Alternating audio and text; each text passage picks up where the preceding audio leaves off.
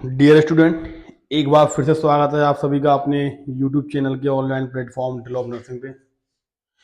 मैं अभिषेक चौहान आज आपके लिए इम्पोर्टेंट टॉपिक लेके आया हूँ, रेस्पिरेटरी प्रॉब्लम। उम्मीद करता हूँ कि जो प्रीवियस क्लासेस थी वो आपके लिए हेल्पफुल नहीं होंगी और आप उसे एक रेगुलरली पर डे क्लास ले रहे होंगे। इस वीडियो में आप बने रहेगा क्योंकि आज का टॉपिक आपके डेली लाइफ में बहुत ही ज़्यादा इंपॉर्टेंट है कि जो रेस्पिरेटरी प्रॉब्लम्स होती हैं, जो सांस लेने में असुविधा होती है, किसके कारण होती है, अगर वो क्या रीज़न है जिसकी वजह से हमें ये असुविधा होती है। तो इन सभी असुविधाओं के बारे में, इन सभी बीमारियों के लक्षणों के बारे में आज हम अपनी इस क्लास में डिस्कस करेंगे। एक बहुत ही बेहतरीन क्लास है, तो प्लीज मेरी आप लोगों से रिक्वेस्ट है आप कहीं ना जाइएगा क्योंकि ये इंपॉर्टेंट टॉपिक आपके हर एक कॉम्पिटिटिव एग्जाम में आना ही आना है। तो टॉपिक तो आप लोगों ने देख ही लिया होगा, रेस्पिरेटरी प्रॉब्लम्स मतलब श्वसन के द्वारा कौन कौन सी समस्याएं हैं जो ह्यूमन के लिए बहुत ही ज्यादा हानिकारक होती हैं। तो आपको डिस्प्ले पर आपको दिख ही रहा होगा कॉमन रेस्पिरेटरी प्रॉब्लम्स, उसके टाइप्स हैं, क्लासिफिकेशन है, ARI, मतलब कौन कौन सी जो श्वास संबंधी समस्याएं हैं उन सभी समस्याओं के बारे में हम एक क्लास में एक ही वीडियो में जानेंगे। तो बिना किसी टाइम को गवाए हुए हम प्रारंभ करते हैं। पहला क्या है, सामान्य श्वसन समस्याएं। सामान्य लक्षण क्या है, कुछ सामान्य समस्याएं हैं जो हमें कॉमनली दिखाई पड़ती हैं। पहला है सामान्य सर्दी जुकाम, फ्लू, ठीक है, टॉन्सिलाइटिस, निमोनिया। ये लक्षण क्या है, ये सामान्यतः हमें डेली लाइफ में, घर परिवार में, अपने आसपास ये लक्षण हमें दिखाई पड़ते हैं। ये क्या होती हैं, कॉमन समस्याएं होती हैं। इन कॉमन समस्याओं से क्या होता है, धीरे धीरे अगर हम इन समस्याओं पे ध्यान ना दें तो ये समस्याएं एक्यूट से क्रॉनिक का रूप ले लेती हैं। मतलब छोटी छोटी समस्याएं धीरे धीरे बढ़कर बड़ी समस्याएं या बड़ी बीमारियां पैदा कर देती हैं। अब अगला आप देखेंगे सामान्य,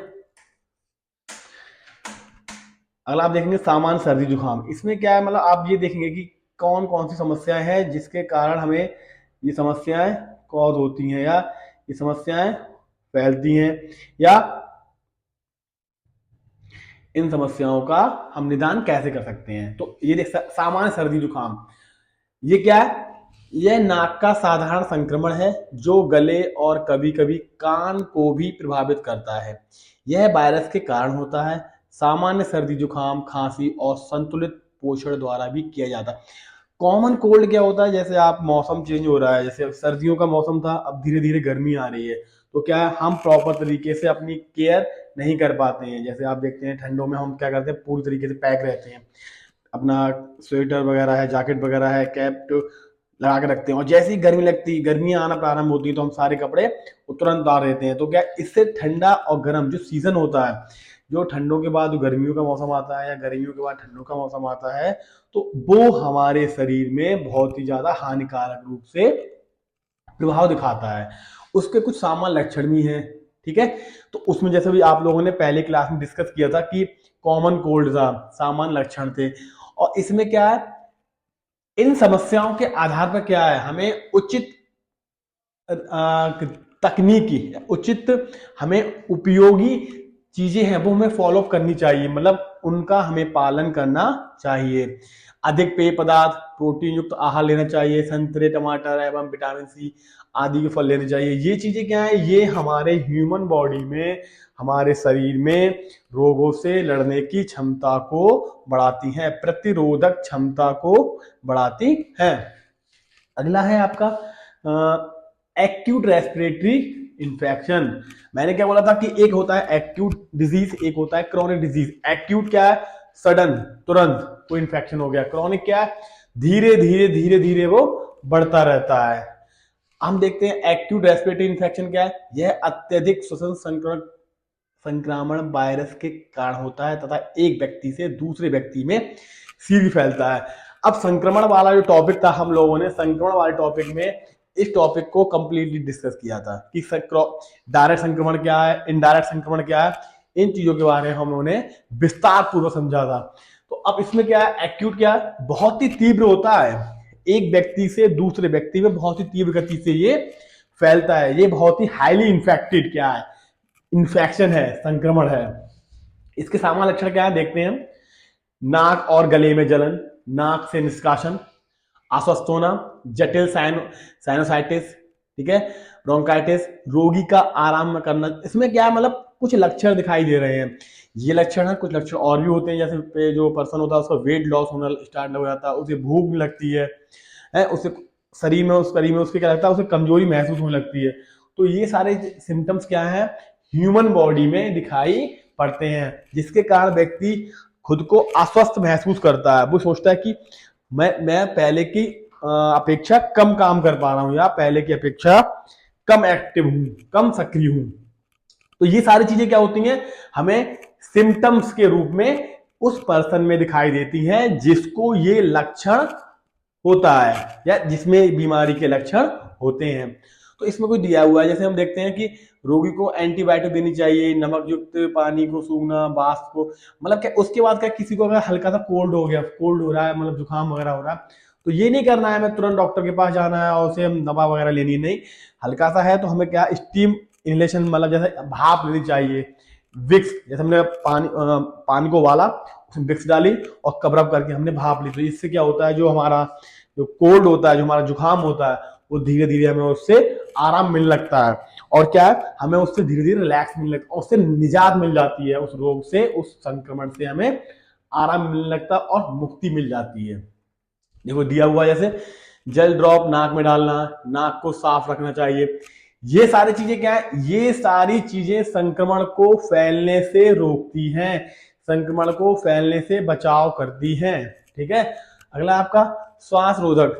अब इसमें क्या है, श्वास रोधक क्या है कि सांस लेने में असुविधा का होना, ब्रीथिंग डिफिकल्टी होना, किसी ना किसी कारणवश क्या है, पर्सन को सांस लेने में असुविधा हो रही है, तो ये क्या, यह स्थिति श्वसनीय मार्ग में अवरोधक के कारण होती है। नवजात शिशुओं में मात्र कारकों या लंबी प्रसव व कठिन प्रसव के कारण होता है। मतलब क्या, कुछ कॉम्प्लिकेशन होते हैं, कुछ असुविधाएं होती हैं, जिसके कारण क्या है, यह कंडीशन कॉज होती है, जिसके कारण क्या है, व्यक्ति प्रॉपर तरीके से सांस नहीं ले पाता है, और हाइपोक्सिया की कंडीशन भी कॉज हो जाती है, और व्यक्ति क्या है, बहुत ही ज्यादा सीरियस हो जाता है।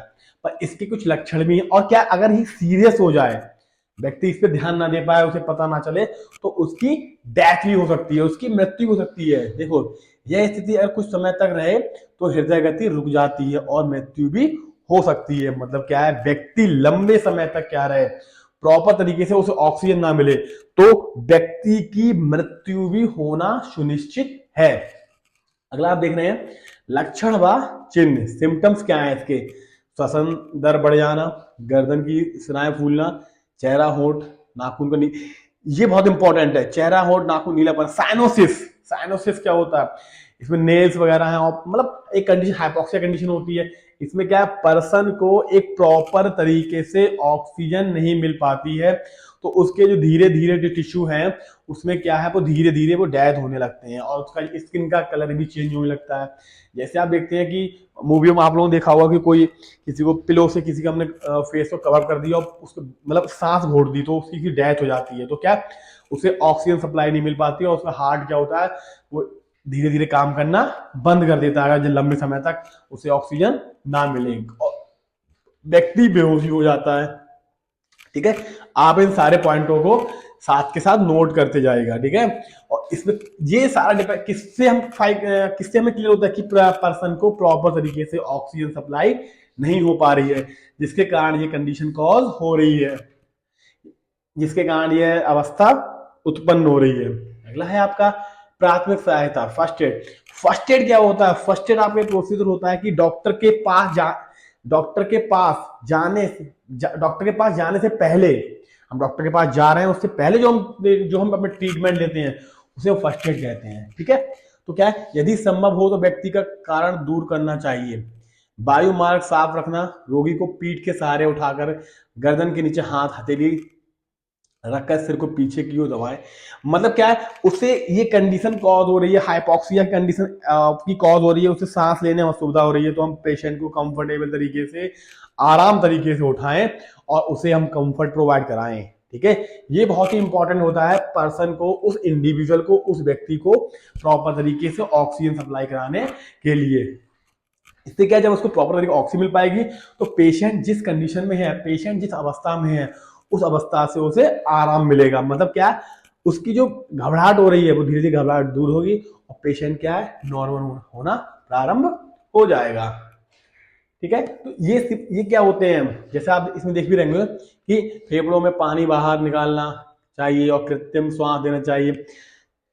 ये सारी कंडीशन क्या होती हैं, जब पेशेंट को प्रॉपर तरीके से ऑक्सीजन ना मिल पाए, या पेशेंट क्या है डूब, जैसे पानी में कुछ लोग तैर नहीं पाते हैं और स्विमिंग करते हैं तो डूब जाते हैं, तो ये कंडीशन कॉज होती है।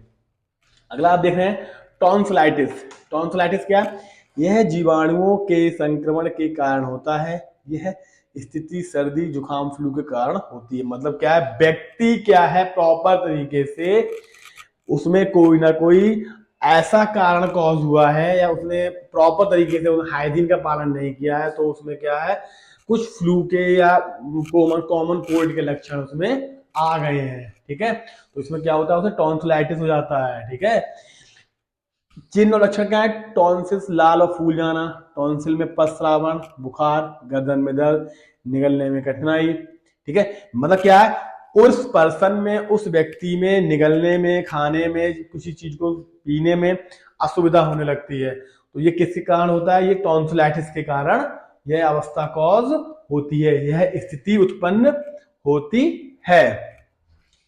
तो और इसका उपचार क्या है, यहां तक आपने देख लिया, लत ग्रंथियां फूल जाती हैं और संवेदनशील हो जाती हैं। अब क्या इसका उपचार क्या है, अब दर्द हो रहा है तो दर्द निवारक एक गोली लेनी चाहिए। ठीक है, और इसमें क्या है, ट्रिपल सल्फर गर्म पानी नमक के गलारे करने चाहिए रोगी को, चिकित्सा वगैरह। इसमें क्या है, पेशेंट को क्या हमें प्रॉपर तरीके से, सबसे जरूरी है उसे प्रॉपर तरीके से आराम करने को बोलना चाहिए, और क्या है उसके लिए गर्म पानी नमक के गलारे करने चाहिए, नमक के पानी के गलारे करने चाहिए, जिससे क्या है धीरे धीरे उसे उसे आराम मिलता है। और उसे लिक्विड डाइट देनी चाहिए, जैसे दूध है, दाल का पानी है, जिससे क्या स्वेल करने में, उसे निकलने में आसानी होगी। इन सभी चीजों का पालन उसे पूर्ण रूप से करना चाहिए। स्वच्छता, और सबसे इंपॉर्टेंट है इसमें स्वच्छता का उसे विशेष ध्यान रखना चाहिए, क्योंकि व्यक्ति अगर स्वस्थ नहीं रहेगा तो वो अपने आप को उस इन्फेक्शन से बचा नहीं पाएगा। तो स्वच्छता बहुत ही ज्यादा जरूरी है। अगला हम देखते हैं अस्थमा। अस्थमा क्या है, अस्थमा वह स्थिति है जिसमें क्या होता है, ब्रोंकियल स्मूथ मसल्स में मांसपेशियों में सूजन आ जाती है, जिसके कारण क्या श्वास नली सिकुड़ जाती है और सांस लेने में परेशानी आती है। मतलब क्या है, अस्थमा क्या है, एक लंग्स प्रॉब्लम है, एक फेफड़ों की बीमारी है, उसमें क्या है उसकी श्वास नली फूल जाती है और उस पर्सन को, उस इंसान को सांस लेने में कठिनाइयों का सामना करना पड़ता है, जिससे क्या है उसे सांस, जब सांस नहीं आएगी तो पर्सन को क्या होगा, घबराहट होगी, घबराहट होगी और क्या है उसे बेचैनी होगी, और वो करना प्रॉपर तरीके से ना सो पाएगा, ना उठ पाएगा, ना बैठ पाएगा, जिससे क्या है उसमें बहुत सारे सिम्टम्स दिखाई पड़ेंगे। तो यहां तक हम लोगों ने देख लिया था कि अस्थमा होता क्या है, और अस्थमा होने के वजह से हमारे शरीर में कौन कौन सी परेशानियां होती हैं और जिससे व्यक्ति को उससे गुजरना पड़ता है।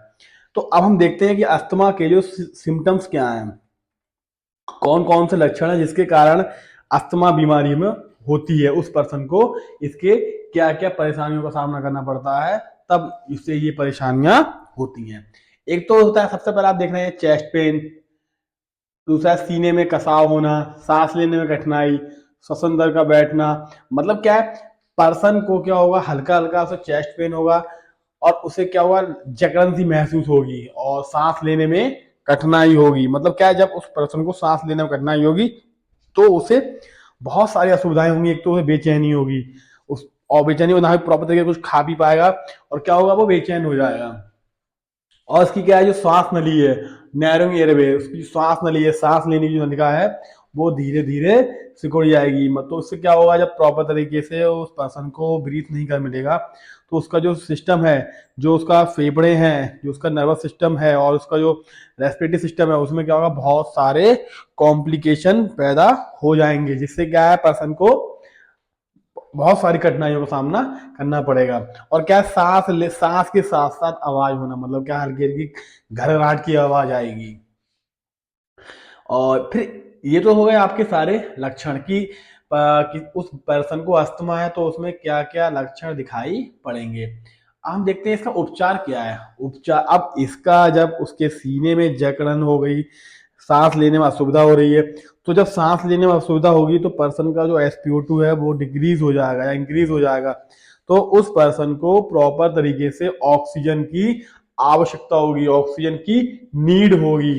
तो उस ऑक्सीजन की नीड को फुलफिल करने के लिए क्या करेगा, उसके लिए ऑक्सीजन प्रोवाइड कराई जाएगी। किसके द्वारा, मेड के टीम मेंबर के द्वारा, या जो हेल्थ टीम मेंबर है वो बताएगा कि उसे किस तरीके से क्या, कौन सी पोजीशन प्रोवाइड करें या किस तरीके से हम उसे कंफर्ट दे सकते हैं। अगला है आपका धूल मिट्टी व जिससे रोगी को एलर्जी।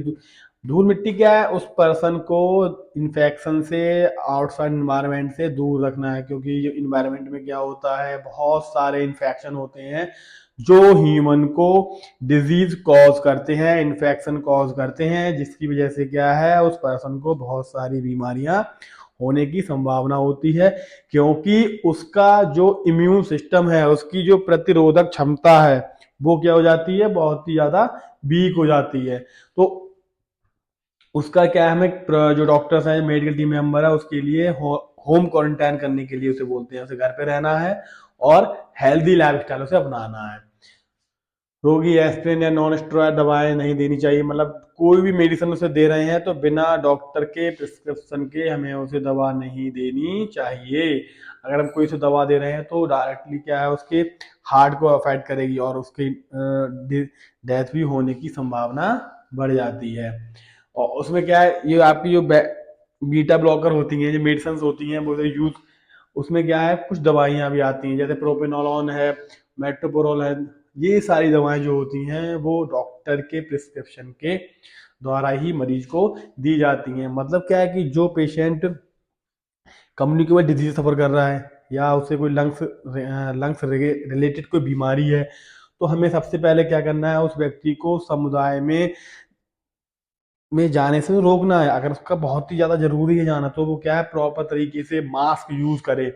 मास्क क्या है, पी, जैसे आपने, मैंने प्रीवियस क्लास में आपको मैंने बताया था, PPE, पर्सनल प्रोटेक्टिव इक्विपमेंट। इसमें क्या है, जो इन्फेक्शन को कॉज होने से प्रिवेंट करता है, रोकता है। अगला है आपका ब्रोंकाइटिस। ये क्या है, इसमें श्वसन क्रिया तेज हो जाती है, जो कि 50 से 60 बीट पर मिनट होती है। इसमें क्या है, इसमें जो सांस लेने की दर होती है, जो व्यक्ति सांस ले रहा है उसकी जो ब्रीथिंग रिदम है वो बढ़ जाती है। और क्या है, उसे बुखार के सिम्टम्स होते हैं, खांसी है और श्वसन के साथ आवाज आना प्रारंभ हो जाती है। अब इसका उपचार क्या है, बुखार को कम करने के लिए एस्पिरिन देते हैं, खांसी के लिए कफ मिक्सचर देते हैं, मतलब क्या है, बुखार को कम करने के लिए मेडिसिन दी जाती है, और खांसी के लिए हम पर्सन को बोलते हैं स्टीम वगैरह ले या कोई मिक्सचर वगैरह, जिससे क्या है, मिक्सचर से उसकी खांसी को आराम मिले। जब उसकी खांसी को आराम मिलेगा तो उसके बाद जो डॉक्टर के द्वारा, मतलब जो प्रिस्क्रिप्शन दिया जाएगा, जो डॉक्टर के द्वारा जो ट्रीटमेंट दिया जाएगा, वो उससे उस पेशेंट को या उस पर्सन को आराम मिलेगा। और कोई भी मेडिसिन लेनी है तो बिना डॉक्टर के प्रिस्क्रिप्शन के हमें कोई भी मेडिसिन मरीज को नहीं देनी है। अगला है आपका निमोनिया। निमोनिया क्या है, यह फेफड़ों का तीव्र संक्रमण है। इसमें बालक अस्वस्थ रहता है। यह बच्चों के लिए खतरनाक है। निमोनिया जटिलता के कारण भी होता है, जैसे कि मीजल्स, खोखर खांसी, अस्थमा। निमोनिया क्या है, जब बच्चा छोटा होता है तो क्या है, हम बोलते हैं कि उसे ठंडी चीज़ों से अवॉइड रखना है, दूर रखना है। नहीं तो क्या है, उस बच्चे को ये इन्फेक्शन लगने के चांसेस बहुत ज़्यादा होते हैं और ये बहुत ही तीव्र संक्रमण होता है। अगर इसका इफेक्ट ज़्यादा हो जाता है तो उस पर्सन के डेथ होने की भी चांसेस रहते हैं, न्यूबॉर्न बेबी के डेथ होने के भी चांसेस इससे रहते हैं। और यह किसके द्वारा फैलता है? यह न्यूमोकोकाई स्ट्रेप्टोकोकाई जीवाणु के कारण होता है।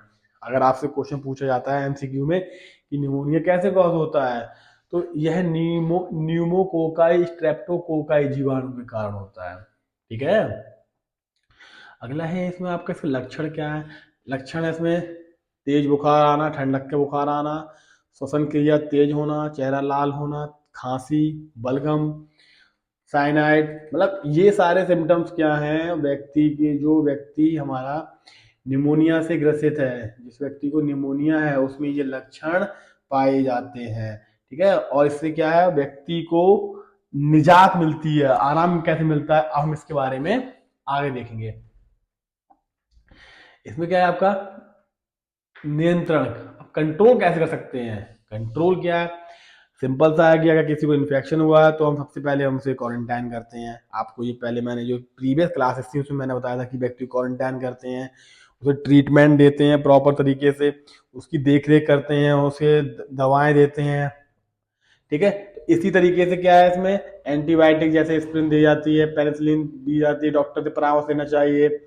और नोट क्या है कि टीबी व क्षय रोग मतलब कोई भी बीमारी सही, उसमें क्या है, बिना किसी प्रिस्क्रिप्शन के, डॉक्टर की एडवाइस के बिना हमें कोई भी ट्रीटमेंट नहीं लेना चाहिए, नहीं तो वो उसके लिए बहुत ही ज़्यादा हार्मफुल हो सकता है। और हो सकता है भी। अगला है आपका कोरोना रोग या कोविड 19। कोविड 19 तो आप लोगों ने देखा होगा कि जो क्वारंटाइन था, जो कोविड का जो पीरियड टाइम पीरियड था, काफी पैनिक था। और जो कोविड वायरस था वो चीन के वुहान शहर से उत्पन्न हुआ था। वहां पर क्या था, एक लैब में से एक वायरस को उत्पन्न हुआ था, और जिससे क्या जिसने धीरे धीरे महामारी का रूप ले लिया था, और इससे क्या था, जो डेथ रेशियो था बहुत ही ज्यादा इंक्रीज हो गया था।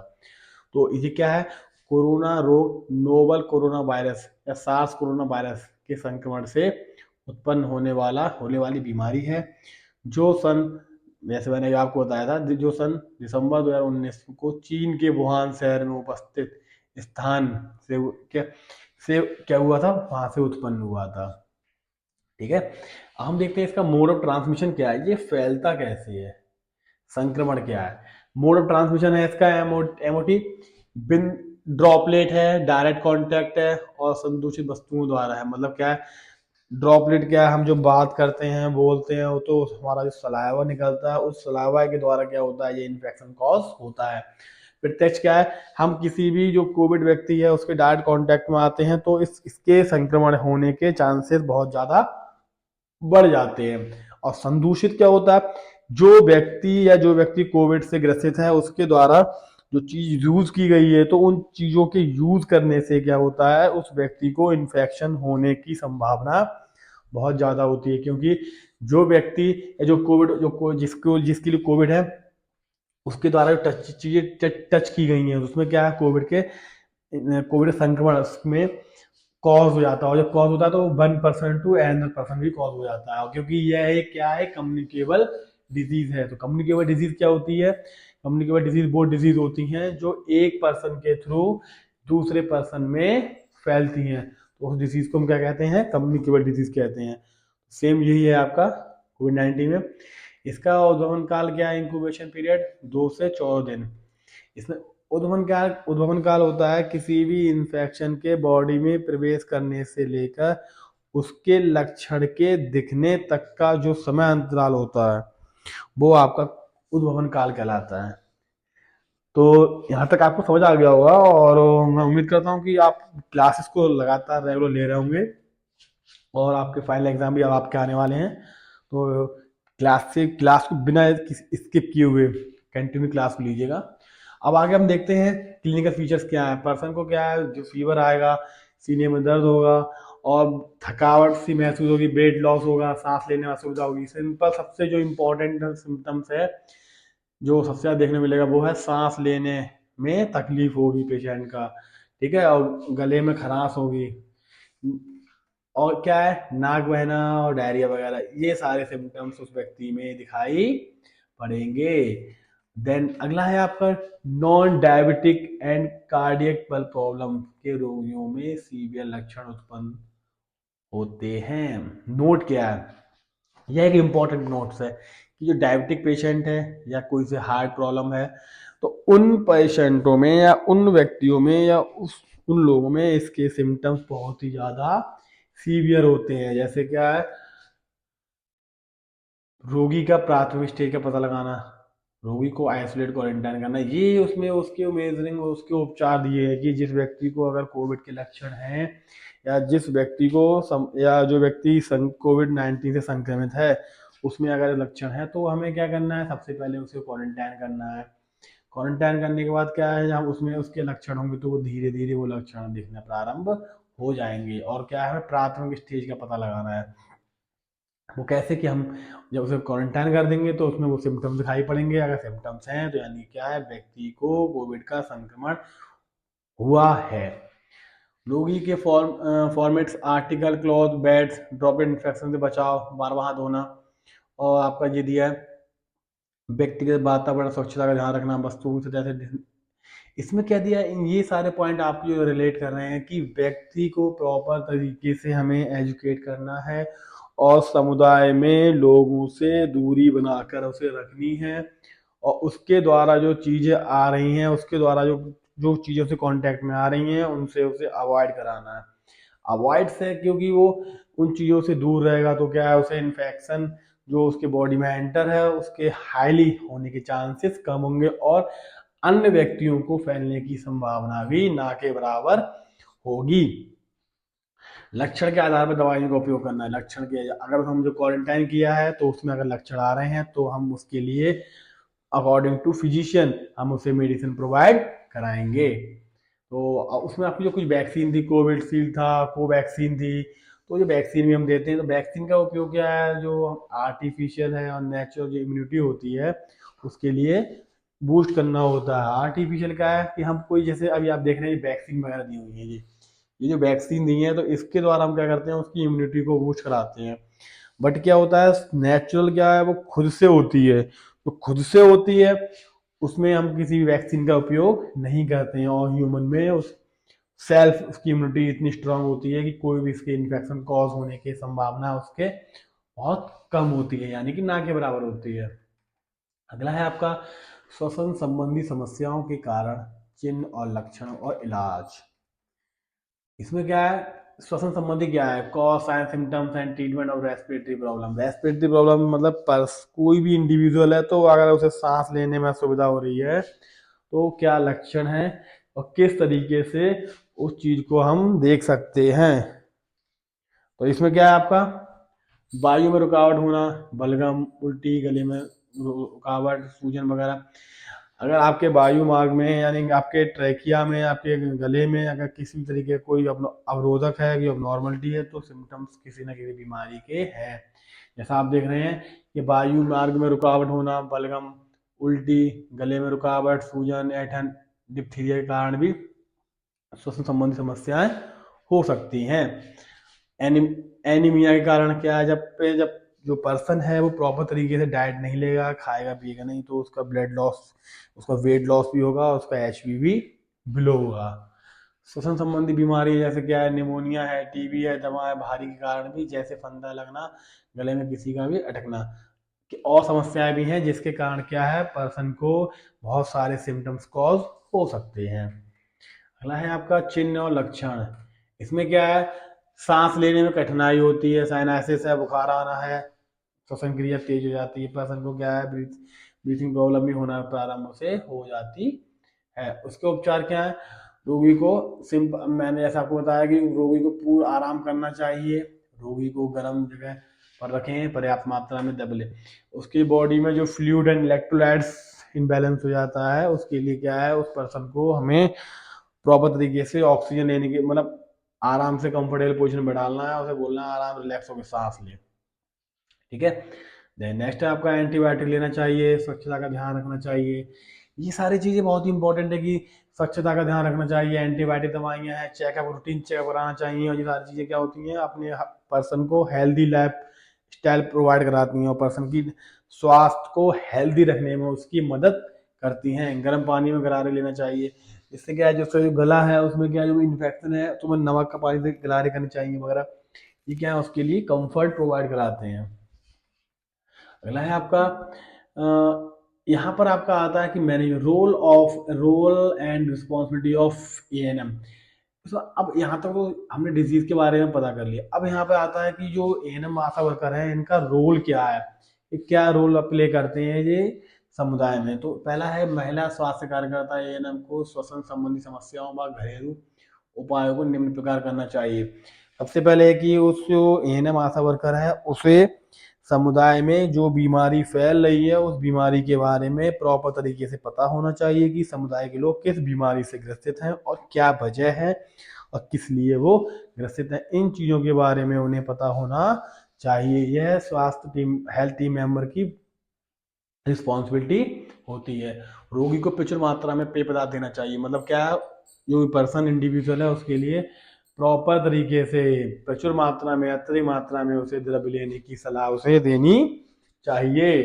अगला है आपका यदि बच्चे में श्वसन संबंधी समस्या हो तो वह दूध पीता हो या उसे कराते रहना चाहिए। यदि क्या कोई व्यक्ति है जो प्रॉपर तरीके से आहार नहीं खा पा रहा है तो उसके लिक्विड डाइट भी उसे प्रोवाइड करानी चाहिए। ये नहीं कि वो खा पी नहीं पा रहा है तो उसे भोजन से दूर रखना है, ठीक है, ऐसा नहीं करना है।